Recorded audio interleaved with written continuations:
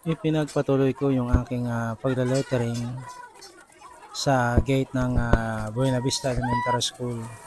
Kasi ilang araw akong hindi nakapag-lettering doon. Kaya sabi ko, tatapusin ko na ang aking ginagawang pag-lettering dito sa Buena Vista Elementary School. Pero mali yung aking akala kasi kanina bago ako malis medyo umulan, tapos mali yung aking estimate na matatapos ko yung aking pagle-lettering ngayong hapon. So ngayon iniisip ko kung kailan uli ako muling makakapag-lettering sa Buena Vista Elementary School, kasi madami na naman ang nakapilang school na aking pagle-letteringan.